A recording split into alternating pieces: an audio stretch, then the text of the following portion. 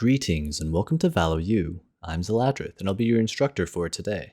Today's class is Tactics 141, Intro to Smokes. A lot of people simply memorize default smokes and drop them in the same places without understanding what they do or how to punish people who misplay them. If you understand the purpose of smokes and how they work, you can adapt them to any situation and use poorly placed enemy smokes to your advantage. When an enemy steps through a smoke, there is a brief moment where their character model starts to poke through, but the camera has not passed through yet, so their vision is still obscured. This gives you the ability to react to them before they could even see, and then once they can see, they still need to find, react, and aim at you.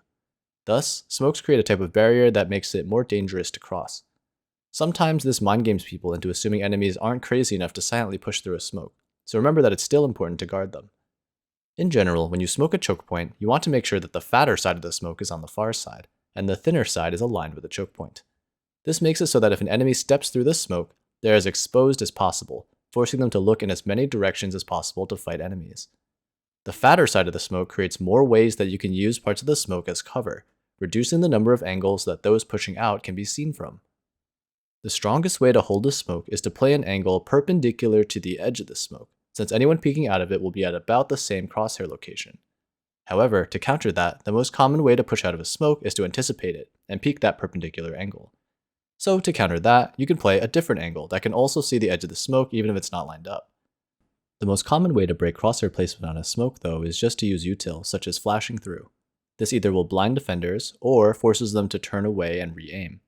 To counter that, defenders can play anti-flash by waiting behind cover until the flash sound cue plays before peeking. Attackers can once again counter that by flashing a second time, or even walking through without flashing. You get the idea. Also, it's important to mention that smokes subdivide an area into numerous smaller areas. This increases survivability of everyone near it, making it much more difficult to fully clear an area. This helps enable close quarters weapons like shotguns and also makes it easier to isolate 1v1s.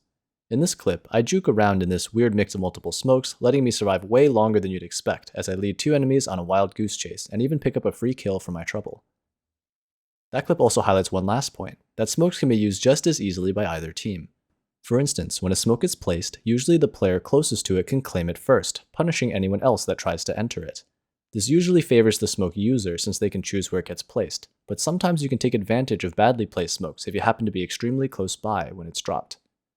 In summary, crossing a smoke leaves you briefly at a disadvantage as your character model pokes through, but you can't see out the other side yet.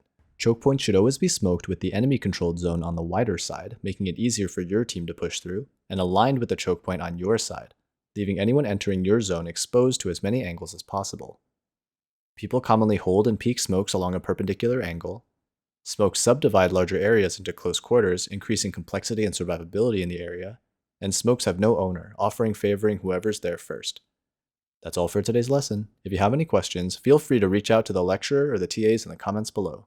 Thanks for attending, and we hope you enjoy your stay here at Valo U.